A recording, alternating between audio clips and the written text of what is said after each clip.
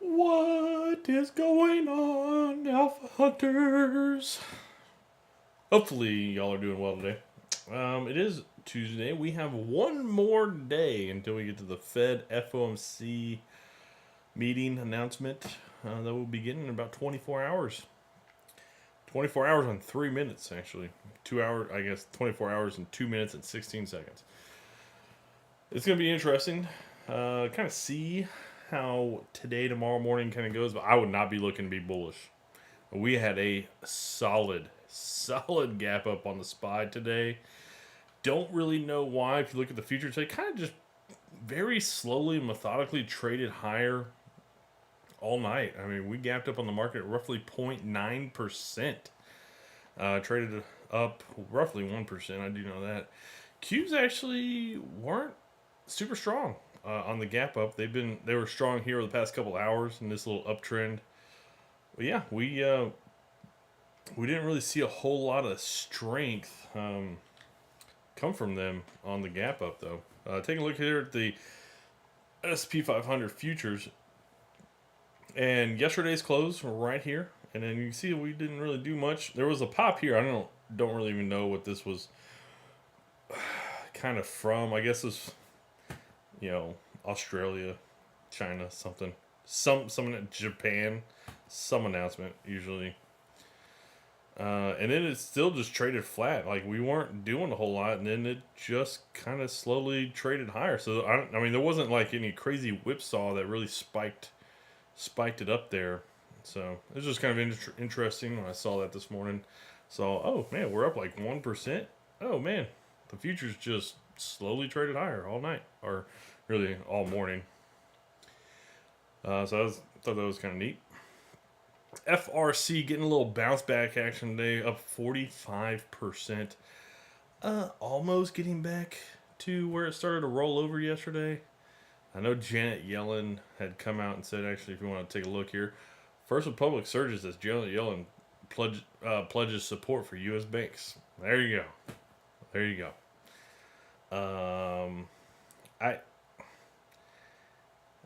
I mean, is there any amount of risk that can be taken that the federal government people, Fed people, will not backstop? I mean, my gosh, just think if you get to a certain size of a company, the Fed will absolutely, you know, save you for any risk. It's just ridiculous. I get there are there. I mean, with finances or like with the banking industry, you have to kind of backstop some of the risk in the system. Mostly because if you, I mean, if nobody backs, I mean, we saw okay, so we basically saw what happened in the Great Depression when the federal government or there's not a way to backstop people's deposits in banks. Um, you get to run on the banks. That's what happens. But I mean, that's one reason why you get the federal government to that has the FDIC now. There's also a private one, SPIC, I think is what it is. I'm not totally sure on that, but um, they basically just guarantee deposits up to a certain amount.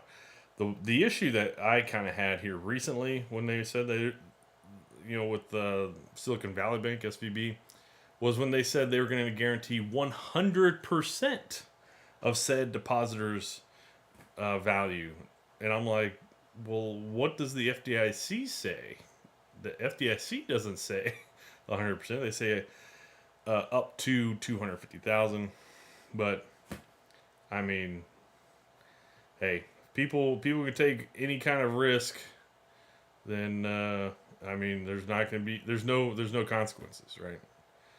So, not I don't really I just socialism, man. It's a fickle dog, female dog is what it is.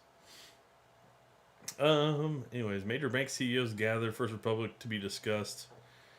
Stocks jump as regional banks rebound. Bed Bath BBB BBB BBBY stock remains under $1. Geez, I had to think about that. Yeah. Recession fears are up in March. Okay, cool. Recession fears are up in March. Taking a look around the market. Yeah, it's kind of scattered around. Energy's getting a nice little bounce back. Utilities kind of dropping back compared to the past 2 weeks that they've had. They've had a pretty good 2 weeks, a week and a half, I guess. Consumer staples are not really leading the pack. Interesting. Okay, Rosebud, how you doing, sir? Um, Amazon up pretty good. Walmart, Home Depot not. Tesla's killing it today. I would absolutely not be looking to be bullish on that sucker, but hey, it's up 6.5%. Tesla continues to trade like a small cap growth company. It's just absolutely crazy to me. Just every day it's up multiple percent. Even if the stock market's like flat, Tesla's moving like multiple percent. And people wonder, I don't know. I don't get it, I guess. Just kind of interesting. A company that size is really all I'm saying. I mean, they're valued over $600 billion, and they still trade like a small cap startup company. Just every day, just hugely volatile. J&J, so staples are not doing good. I mean, you got utilities and you got staples and you got healthcare, all kind of not really doing the best. Obviously, you get financials to bounce back some more today, right? They had a pretty good bounce back day yesterday. You got some tech stuff doing pretty good. Alphabet continuing to push higher.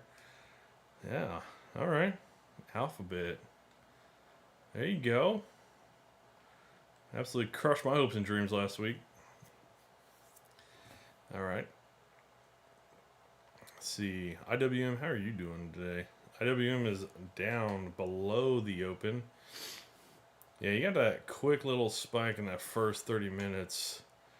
Basically, all of them have that. IWM, Qs, and SPY all kind of have that little spike right at the 30-minute marker after open. He said yesterday you may have been thinking of RBS. I was thinking of RBS. Yeah, Royal Bank of Scotland. Yeah, not UBS. Good call. They are not the same. Oh, RBS is not traded? Or maybe they're not trading of Royal Bank of Scott. Oh, I guess they're not traded. At least not in the States. Nova Scotia, eh? Doesn't seem like it. Alright. Let's see if I can just do this. Alright. Nope. Definitely not. Yeah, UBS. Man. Curious. Hedge funds, eye opportunity, and cut price. Credit Suisse. Swiss government says it will limit bonuses at Credit Suisse. Fitch places UBS group on rating watch, negative on announced acquisition of Credit Suisse. Yeah, it's just so weird. Like I wonder how much of the whole UBS Credit Suisse thing, how much UBS really wanted Credit Suisse, or if basically the Swedish bank or government was like, hey, y'all need to take Credit Suisse. And they'll just kind of backstop. They'll just kind of backstop anything. But yeah, this is kind of crazy. Kind of crazy, man.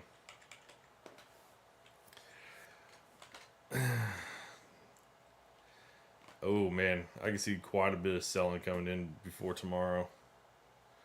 Let me settings. Oh man, forget that. It goes by bars. Oh, I can do this.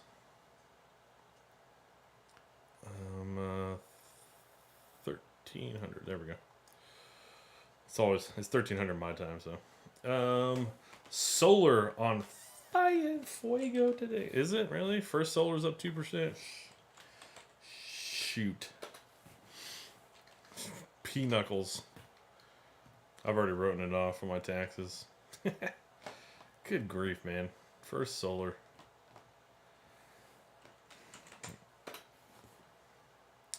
Yeah, Enphase was getting hit pretty good. Man, Enphase was getting hit pretty good for about 3 months there. And then the past 2 days, this thing has bounced back pretty good. Yeah, bounced back 7% today. Yeah, I mean, First Solar didn't do any of this. What the hell? What the hell? Array Technologies after the close today, you say? Well, feel free to not say anything good. I mean, I'm kind of baffled at how well solar stocks have been doing when literally oil and gas, or traditional oil energy stocks, the old school energy stocks and commodities, I guess. Man, it's been bad. Crude oil hasn't been good. Crude oil's been weak for a long time. Runs. Sunrun. Speaking of crude oil, see how's that falling. Yeah, I mean, it hasn't been good for a while, so I'm gonna take this off. We don't need that anymore. But yeah, I mean, that's gonna be still, let's get past that zone. It's just really weird. Like, typically before, in the past, whenever crude oil and gasoline go down, then you get, actually, solar stocks are tied very much to energy commodity prices like crude oil and gasoline. NKE. Nike. Oh yeah, Nike is after close today. Did see that. I think Foot Locker. Foot Locker was yesterday. Okay, Foot Locker was yesterday.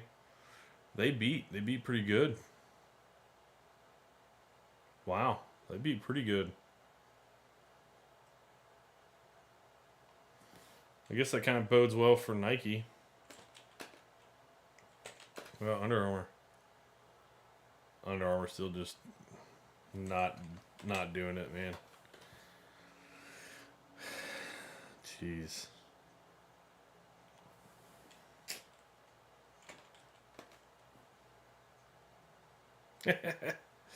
Yeah, not even close to what Nike's looks so much better. Adidas. Oh, I missed it. Adidas. There we go. ADS. ADS.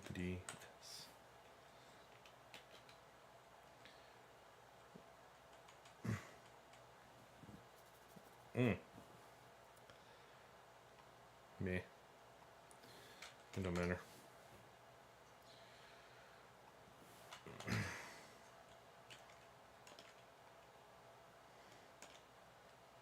You got any takes, Rosebud, before the FOMC tomorrow? Man, I was really surprised to see the market trade this much higher. All right, VIX. VIX is getting crushed today. I like it. I like it a lot, actually. Dollar's just kind of hanging out. 10-year yield rising. 10-2 inversion. Pulling back a little bit today. Still just kind of in that consolidated area. Market pricing in rate pause. Ooh, I doubt it. What are the odds at? I think the odds were still going up from what I've seen. There we go. I mean, they're up to 80% now. They were at 74 yesterday. Yeah, I mean, I think it's basically a lock. They're going to raise rates.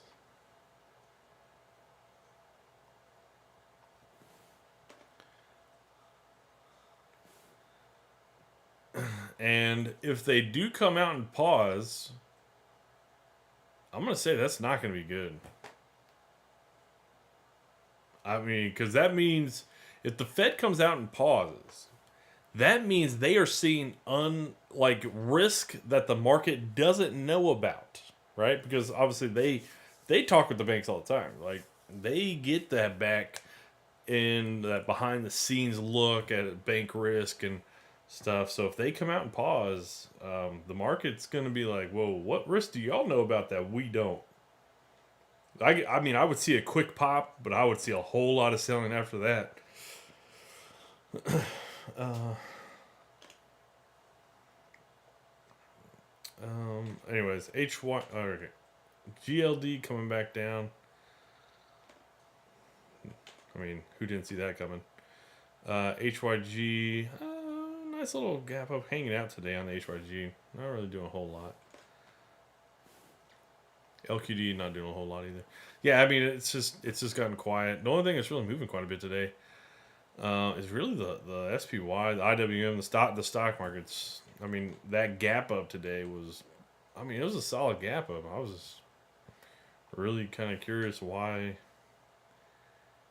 people felt the need to be buying it up right now.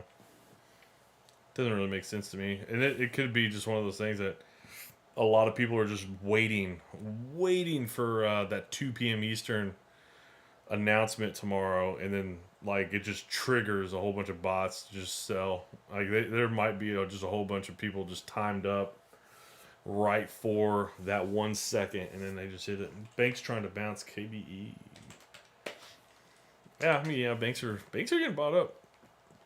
There's some good financials that have gotten hit by this. I could absolutely see a lot of good opportunities, but with how much selling came in over the past 2 weeks on these guys, like just looking at Goldman Sachs, I mean, I could see this thing trading a little bit lower. I mean, it probably just, yeah, it's going to get into an area, consolidate, and then just push lower. If it doesn't do it, probably starting tomorrow.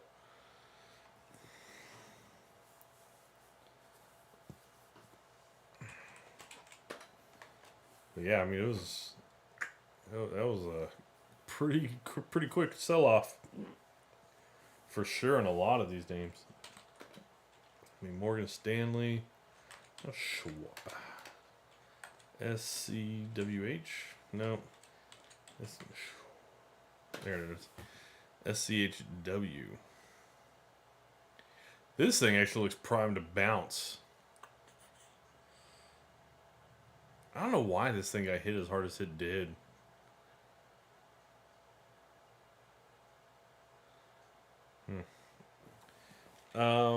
TFC, FC, Trust Financial Corporation. Yeah, that looks pretty good. Yeah, that looks pretty good. Not Trust, Truist.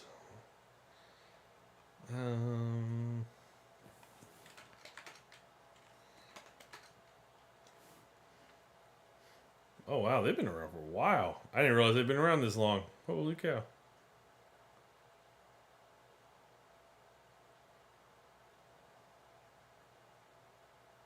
Oh, Suncor BBT. Oh, okay. That makes sense.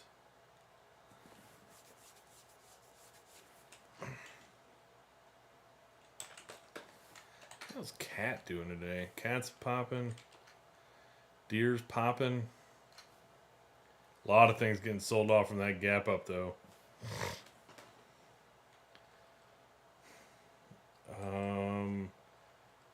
Oh, Staples. Staples. I'm drawing a blank. There we go. Pepsi. Oh, Pepsi didn't have a gap up. Coke didn't have a gap up. Got sold. Procter and Gamble. Okay.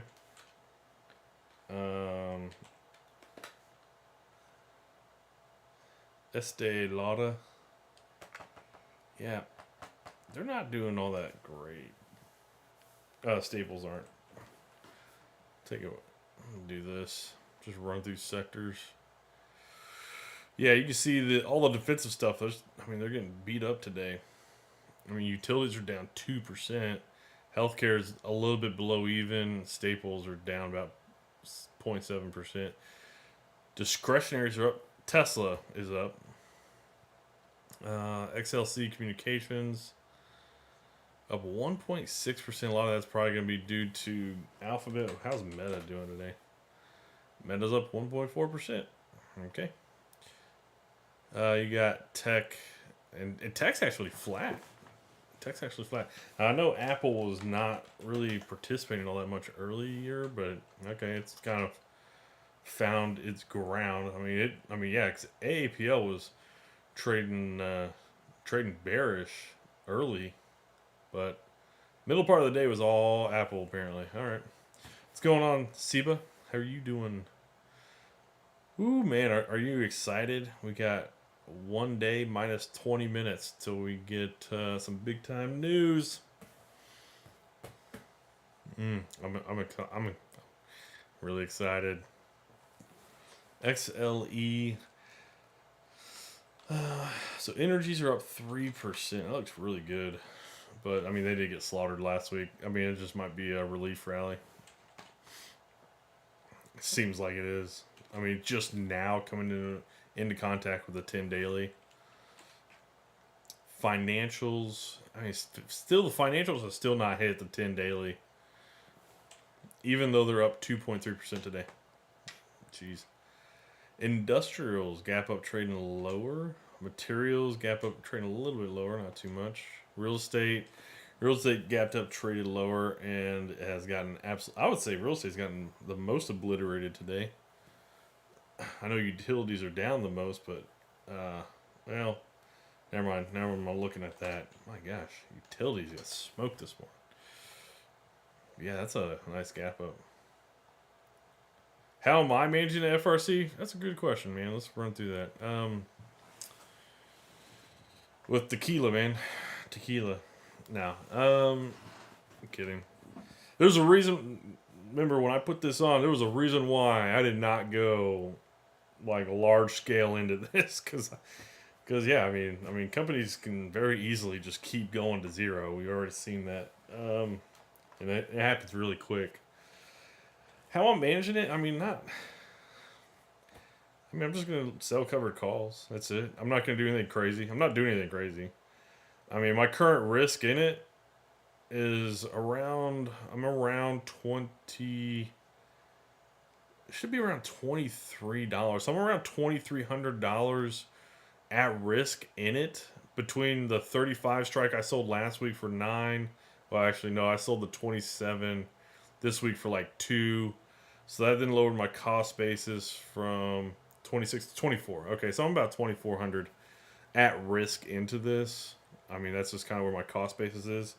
Right now, the covered call I have sold is at 27. So if it gets above that by the end of the week and closes above that, then I'll get the shares called away, and then I'll make a couple $100 off it. Nothing big, but I wasn't gonna put more than yeah, like one options worth into FRC just because I mean if they went to zero, I don't want to be losing more than just a trade value worth.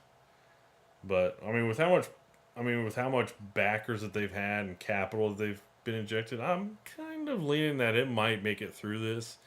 It might get some pops if I can reduce the covered call strikes here over the next couple weeks, and I can get them shares called away. I would just leave it at that. But there's nothing really to do.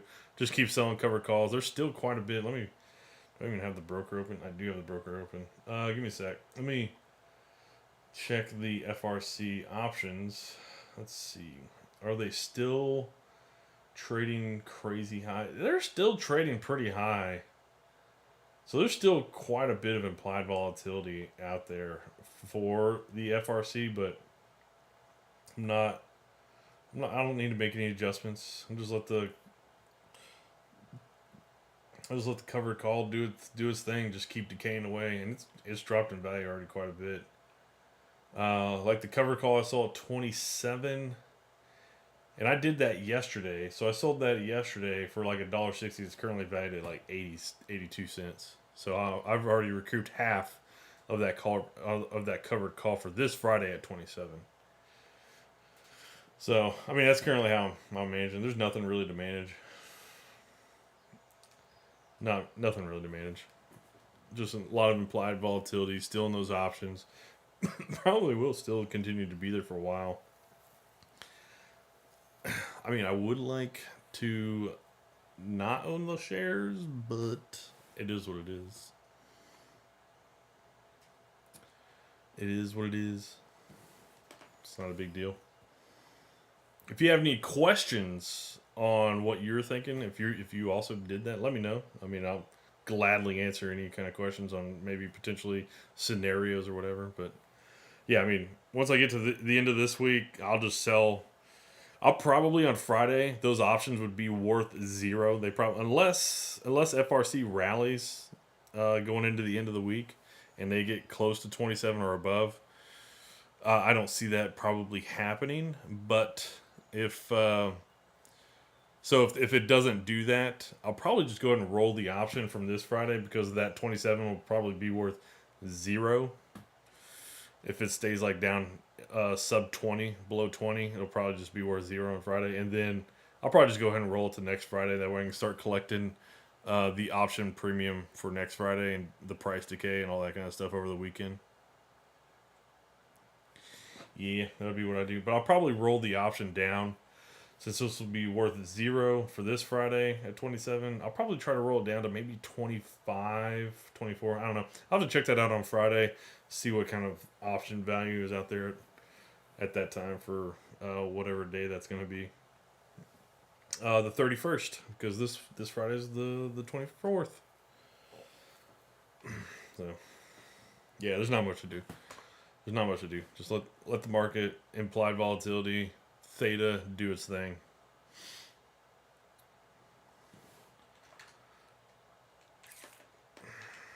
I mean, AAPL keeps getting more bullish. I'm gonna be very curious. It's trying to break through this zone. It's starting to like roll over here. TSLA though just keeps pounding higher. Just go pound rocks, man. IWM. I don't know. Not a lot of things look super appealing with that massive sell-off that we saw over the previous 2 weeks. Not a lot of things are looking that great. It's kind of curious here. I wanted to test this. See how far we potentially retraced here. So from that top that we had a couple weeks back, like 2 weeks ago, whatever day this was, March 6th, to that low that we hit March 13th, we have roughly pulled back a little bit over 62% today. Financials are going to get back some of those losses from last week. Yeah, oh, absolutely. Goldman Sachs, JP Morgan, a lot of those companies, man, they're gold. They're gold. I'd be looking to buy up some financials on the dip, but I'm still going to wait. I mean, I totally understand the rationale of doing it on like Goldman Sachs, JP Morgan, Morgan Stanley as well. Makes a lot of sense. And that's probably what you're seeing. You're seeing a lot of that, like, yeah, I mean, trying to buy it. Now, it could have, it probably happened last week. And that's why you got, like, last Tuesday, this huge kind of gap up right here on Morgan Stanley. Goldman Sachs have that kind of thing. Goldman Sachs did, yeah, right here. And then it rolled back over. So, I mean, you'll probably still see some sell-offs come from like the financials, but I mean, it's a great opportunity. It really is. I mean, you're back down to these October lows kind of area. Yeah, I mean, it's not bad. It's not bad. Best time is now, I think. Always with that, I think. Best time. Just don't over leverage because I think goes into shit. I was wrong. Yeah. Yeah, just be careful on the leverage with the I think scenarios. It's always good to have a hypothesis, but yeah, just don't over leverage it. Qs. Well, the biggest of the news is that, ooh man, be careful on that one. A lot of people always think the biggest news is behind us. RYF is equal weight financials. RYF. Invesco SP 500 equal weight financial ETF. So that's not looking too bad today. I mean, it's up 3%. Woo. I mean, it's below. Okay, so we got a new bear market low here on the equal weighted financials. So another. So I've been thinking about this lately. I don't know if I want to get outright straight bearish on financials. At least maybe not yet. But I get a question for Senor Rosebud and Seba. Anybody else there? If feel free to chime in. Do you guys keep a lot of your money and wealth and funds in a bank? Because I don't. Like, I have a bank. I have a banking account, mostly because I have to, pay bills, direct deposit, and all that kind of stuff. All that requires a bank account. But I don't keep funds at a bank. That's what's interesting. I don't. Most of my capital is in an investment account, in my broker, not at a bank. So I'm just curious. I don't know if I'm. Yeah, I mean I don't. Cool, Seba, same as me. All right. I yeah I so I'm just like it. What's the I don't know. I just see like like true banks like I don't see them as much of a benefit anymore. Not like they used to be. Like it used to be before the internet. I mean, even up to like 15 years ago. Most people probably kept a lot of their money in their bank account and they got, some kind of interest based on their savings rate. And the bank would do loans, right? And they probably still do a lot of that. But the other part of it is they would go invest it for you and they would stick it in the stock market. But now everybody has wised up to that, right? Over the past 15 to 20 years, a lot of people wised up to this. And okay, bank CDs. All right, short term. Okay. So you do some bank CDs. That actually makes sense though with our current system. Oh, via the brokerage. Okay. I mean, with our current marketplace, that actually makes a lot of sense to do that with CDs. Just for the simple fact that I'm gonna get the short term high rate, and then I'll just reinvest it later when I feel like we're past the bear market. And it's like if you don't feel like we're past the bear market here, and whenever your CD term is up, then obviously you just re up your CDs. But yeah, it's just thinking through that scenario. I'm just like, dude, like I just don't think a lot of people put money in banks like they used to anymore. So I'm not saying banks are gonna become irrelevant. I think they're just gonna adapt and just be much more like the financial service area. Like a lot of people, like in Silicon Valley's situations, like, man, why am I keeping money in a bank? It serves me no purpose. I'll just go buy bonds in my brokerage account. You know, I don't know. Just me been thinking lately. Wells Fargo. Wells Fargo actually didn't break down. Break last June's low. Well, that's impressive. Any chance I get to be bearish on Wells Fargo, I love that opportunity. I have never cared for them as a bank. I had them as a bank once, and I did not care for the experience. Oh, whoops. So the market trying to push higher? Sir, it is. All right. Tesla's trying to continue to push higher. AAPL. Yeah, we'll see if AAPL bounces and pushes higher. Businesses keep cash on hand at banks for payroll expenditures. Yeah, businesses do. Yeah, and that's who has money. And that's typically who has the money is businesses.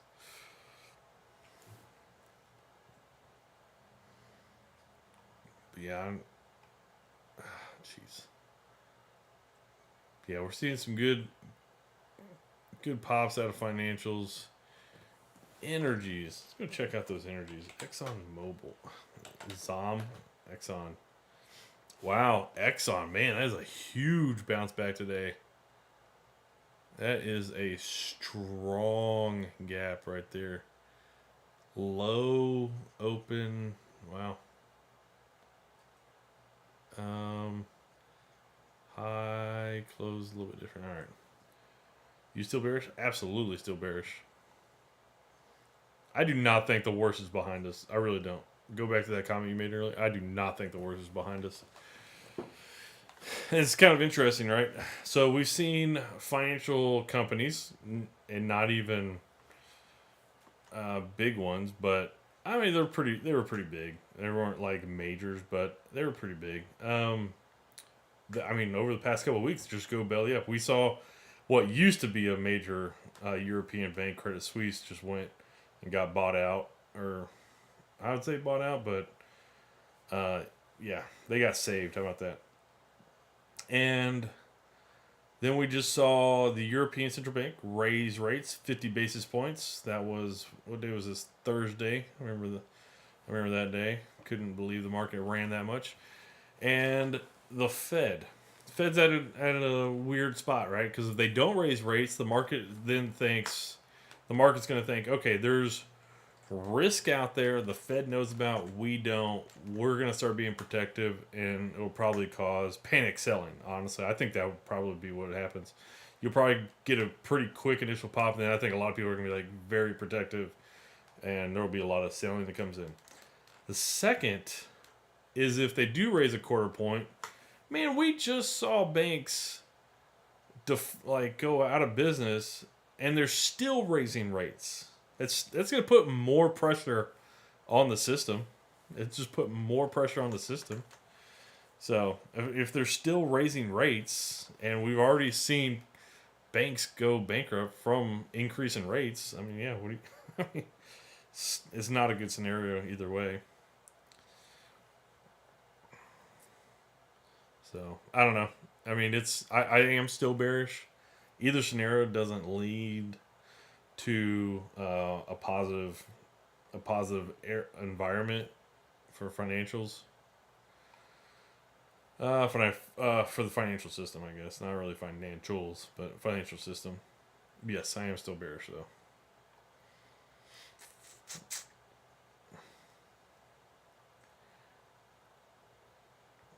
I think we'll see bearish. I do think we'll see bearish selling tomorrow, right at 2 p.m. Eastern. We will see it like right on the dot. I think we'll see orders just triggered. They were meant to trigger right on that 1 second. I really couldn't believe we gapped up that much today, though.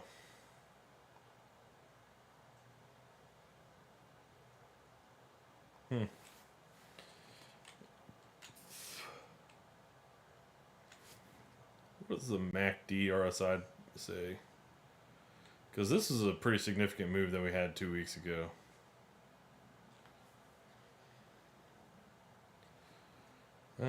Any economic reports on Friday? Good call. Thursday. Okay, so tomorrow we know we get the FOMC stuff. Press conference will be probably just as important. Yeah, it'll be just as important as their decision. Thursday doesn't look like anything. Durable goods. Friday doesn't look like anything. Probably just typical job stuff. Typical job stuff on Friday. It's always something to worry about in these markets of ours. You just have to determine what's real and what's noise. Dude, it's all noise. It's my take. It's all noise. Like, the market's going to go to whatever point it wants to go to. Everything in between is just noise. That's my take.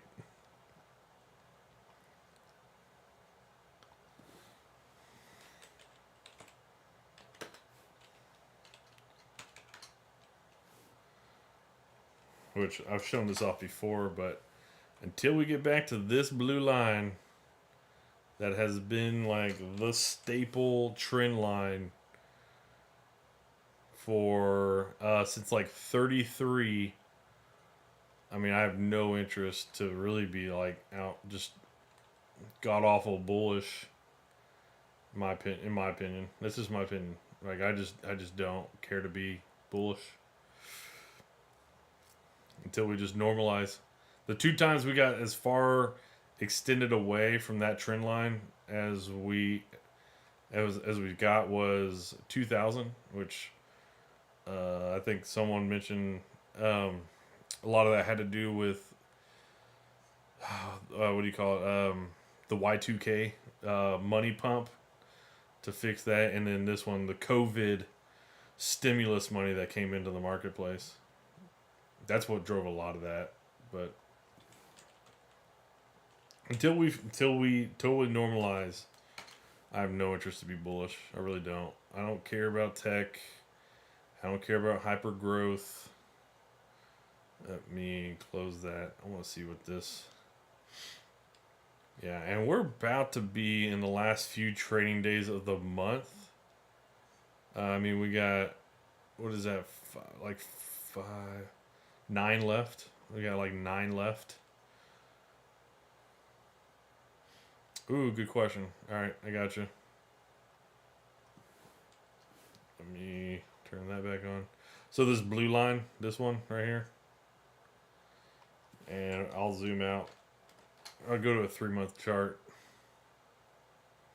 So this is looking at the entire S&P 500, all the way back to like 1870s, whatever. The green line is the median price trend over that whole time. But you can't really take into account the whole time because in 1933 we went off the gold standard. 1932, one of those years. We went off the gold standard. So you got to take that, you got to take all that stuff before then out of it, and that's this blue line.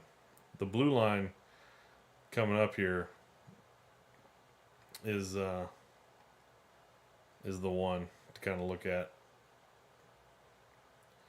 Since we went off the gold standard, this blue line has been like the mean price trend or the median price trend.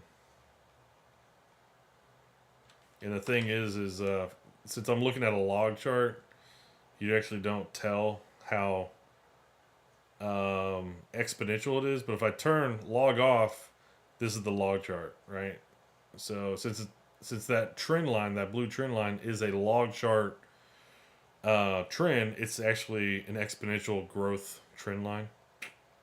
You just don't really notice it since I got log on.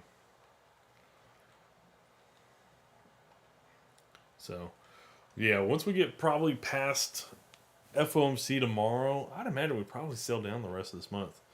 And it also kind of fits with how the quarter would wrap up because we're going to end out Q1 trading next Friday. Next Friday? Yeah, next Friday. And we never had back here in the tech bubble bus, we never had 2 quarters of green candles back to back. We never had 2 quarters of green back to back. We had a green one here, then we had a red one, then we had a green one. We had a pretty flat one, almost a green one here in, what was that? The Q1 time period of 02, almost a green quarter, but we did not. And then but we got red, and that was pretty much it. Then we got a green, kind of went on a run from there. So I think we'll probably be seeing some selling come in this week. This week and next week. And it makes sense to probably start seeing the selling come in this week. Because as we look at a weekly, yeah, it's just, I don't know. I don't like it.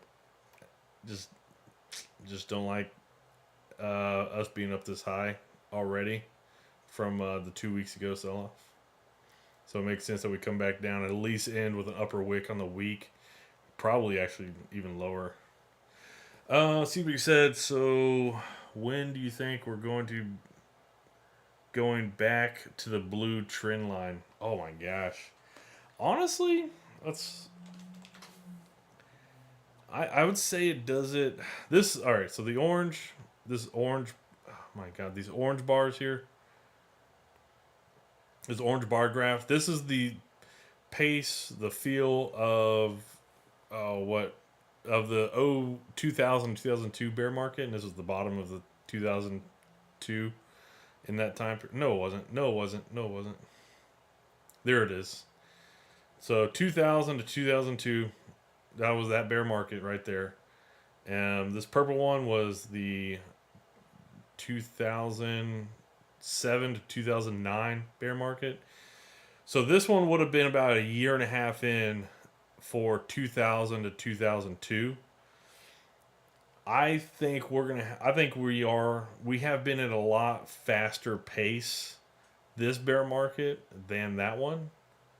So I do think that we probably do break it or get down there before July, before June is up. So sometime around June, July, I think at least by then, I think we'll be hitting the blue line. Like May makes sense, June does make sense, but I think somewhere around there, May, June is probably. If you made me make a call time wise, May, June would be my bet. I don't think we'd do it in April. I mean, that's next month. Like we would have a huge sell off, and I think we'd probably break down in April. We'd probably start the breakdown in April, finish it in May, and probably wiggle around down there for like a month or two, and then start kind of climbing. And it's not going to be a quick bounce either. That's the other thing is it's going to be like a slow grind, going like in a new bear market, new bull market, that kind of thing. Um, Rosebud, you said small mid cap trying to bounce. Two with Banks, yeah. Spy, IWM. IWM is kind of hanging at the lows of the day. What's up with the red top? Give me 1 second. I'll go back to that.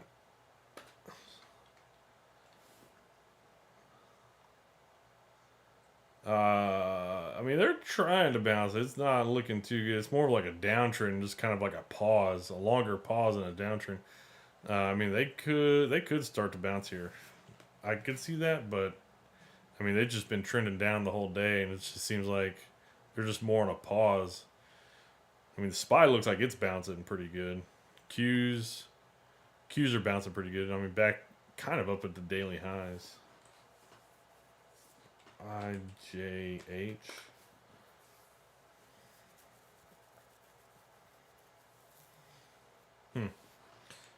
All right. So you said, what's up with that red top? Oh, the red line up here.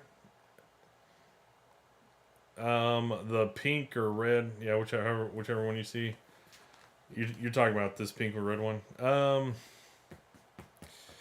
So what this was the last time we kind of, let me do that.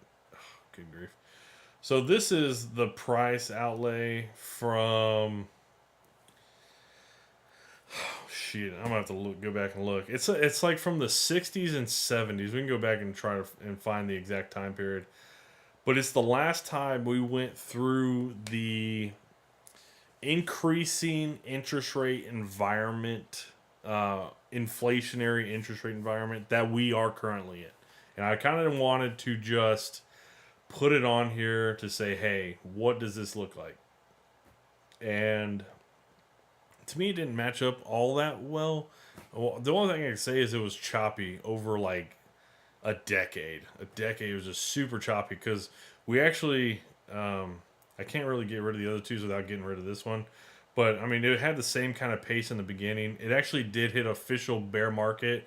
We went on a run. We hit a new all-time high. We came down. We broke previous bear market low here, and then we went on another bull run. We came and we made a new low over the previous bear market or below the previous bear market.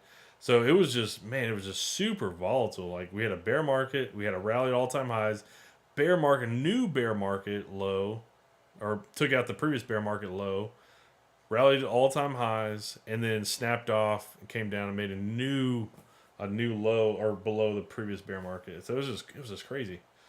Um, yeah, but that's that time period. No, let's go back. Let's go back and find that because it don't take long. I forget the dates. I always forget the damn dates. But here it is. Yeah, here it is. From like the top here in 66 to the bottom here in like 74. So you see how we just broke down.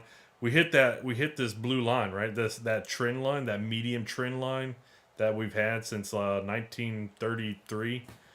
And then we made a new bull market high, and then came down, snapped it off. New bull market high, came down, snapped it off, and we had progressively lower bear market lows. So yeah, it was just it was a weird one back then for sure because we were in a higher inflationary environment. We were in a higher. I mean, interest rates were obviously going really high because they were trying to get inflation under control. So yeah, megaphones. Yeah, big megaphone. I mean, this was like probably the best time to buy stocks ever. Like I don't think we've ever been that far deviated below it, and we were there for roughly a almost a decade. We were kind of like trending below that, or we were kind of like that far away below that trend line, the non gold standard trend line. Like we haven't ever come close to being that low below that trend line. So it kind of makes me wonder if like that trend line is actually kind of where it currently is, where I have it charted. If that's the real one, if that's the actual long term since the gold standard, since we came off the gold standard trend line for stocks, right? Or is it, or have we just been super elevated here for the past like 30 years, 40 years, and it should actually be a little bit lower of a trend. I mean, it's hard to judge. I mean, the only thing we got is the data, is the data to work with. I mean, that's it. So it just, I mean, if inflation continues to be bad here over the next like 10 years, then maybe we get back to some scenario like this. But dude, I'll be pretty honest, man. I don't know. I don't know. I don't. I don't foresee that, and it's hard. It's hard to see a scenario where we have that. But price to earnings under 10. Yeah. Uh, yeah, that's about the only time I can really I can think of that. Speaking of megaphones, or megaphones, sorry, we actually had a magnaphone this big ever. I mean, I cannot see one ever that big. Because typically, I mean, we're just in an uptrend. Like that's just the typical nature of the course. But we had one that was 10 years long, roughly. Just crazy. It's crazy. I don't know. Maybe we'll be in like that kind of scenario again. But to answer your question, see, but that is what that pink line is. Just that chart pattern. I mean, the only thing we got is to look at history. I mean, that's the only thing we have. And just so you know, I did take a weekly of all three of those scenarios and put it here just to kind of get an idea of kind of the pace of field. I didn't want to take dailies because I didn't want to zoom out that much in that 60s to 71. But and even if here's the other thing. Let me do this.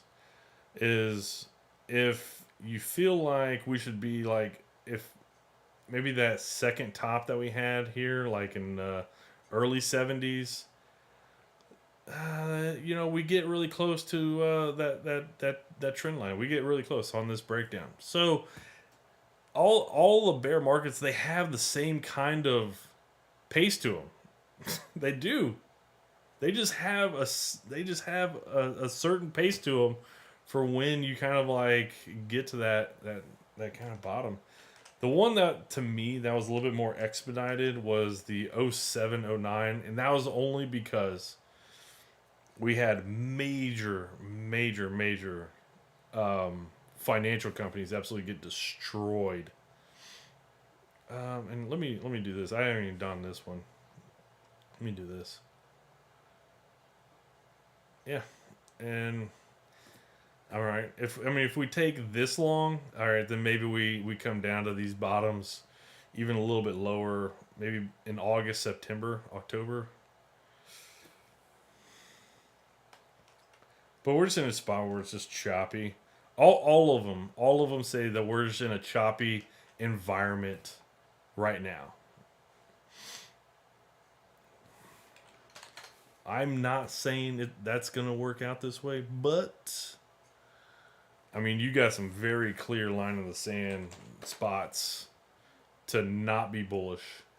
And really, it's down here. If we break when we break through this zone, which once we get under 370, don't be bullish. It'll be we should be choppy through this zone, and then once you break that down, it's basically about to flush out. That's just been from my observations from the previous bear markets. You have that super choppy zone, but it's kind of like a downtrend choppy.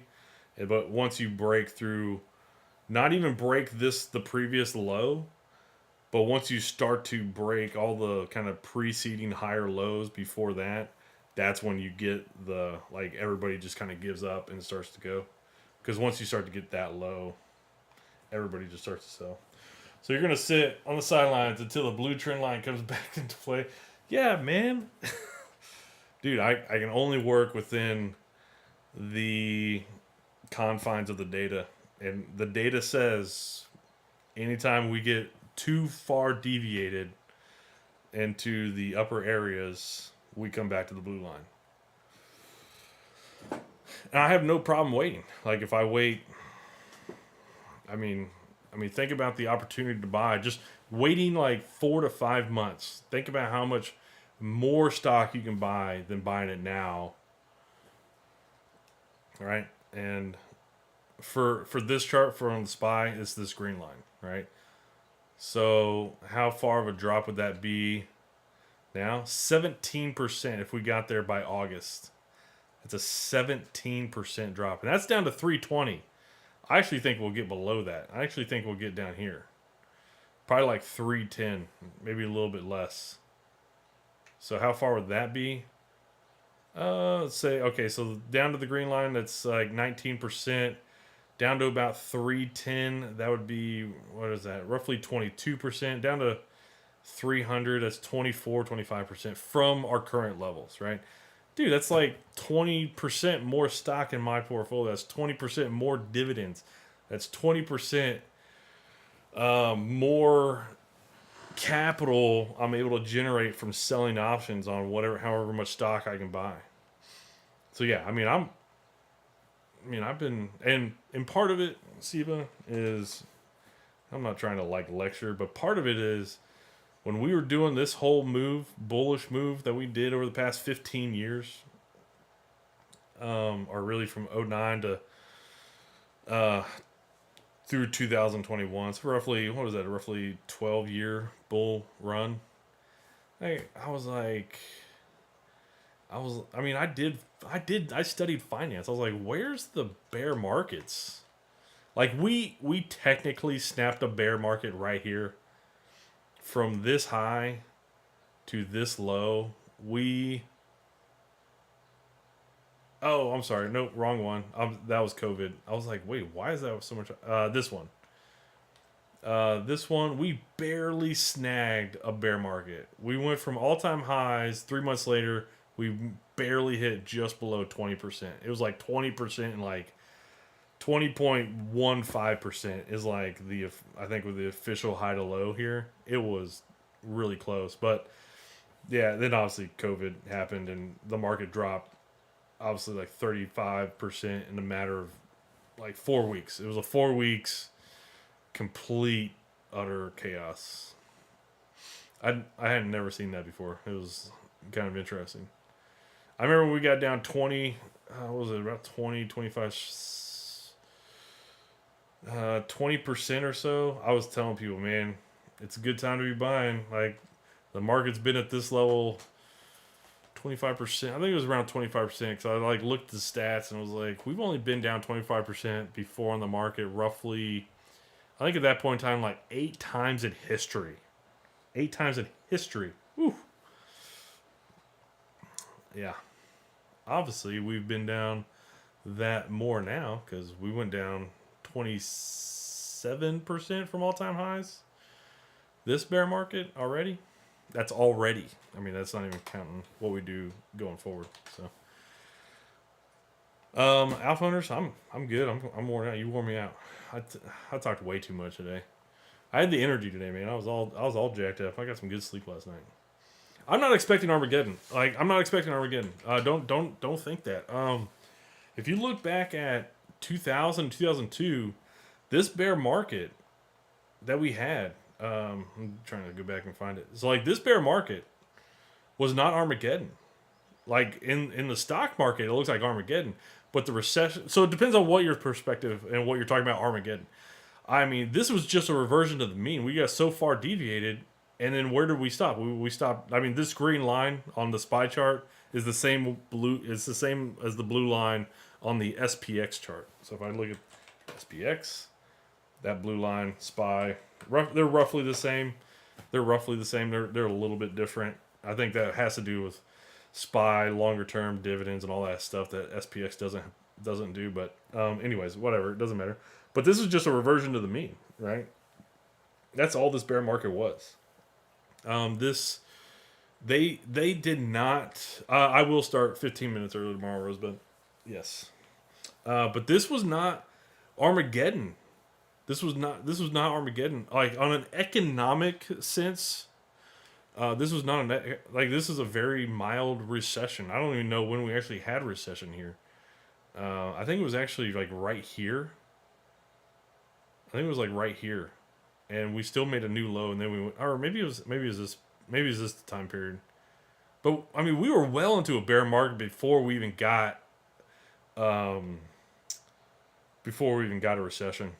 Well into a bear market in this one. It's just interesting. Like I don't like to take people's word for it. Like, oh my god, like that was one of the worst bear markets ever, right? That was one of the worst bear markets ever. But do you remember, like, if you're old enough, do you remember economic pain? Do you remember the Dust Bowl? Like, no, none of that. Like, it wasn't the Great Depression. The Great Recession, the one that happened 07 to 09, barely, like, dude, this bear market barely beat that one.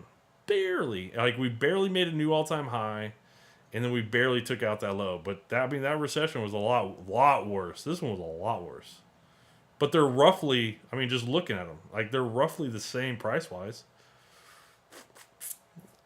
So it has nothing to do with economic Armageddon. I just think it has a lot more to do with just a rebalance of price. You know, you can't exponentially grow asset values exponentially, right? Like, there's a reason why the exponential growth rate, which is that long-term blue line I was talking about, there's a reason why it's set kind of, and it hovers around that blue line. Or asset prices hover around that blue line. So, I mean, we'll find out. I mean, I might be wrong. I might be buying way late. I doubt it. I don't think so. Just because history says, like, we typically always correct. Jesus, I didn't want to grab that. We typically always correct.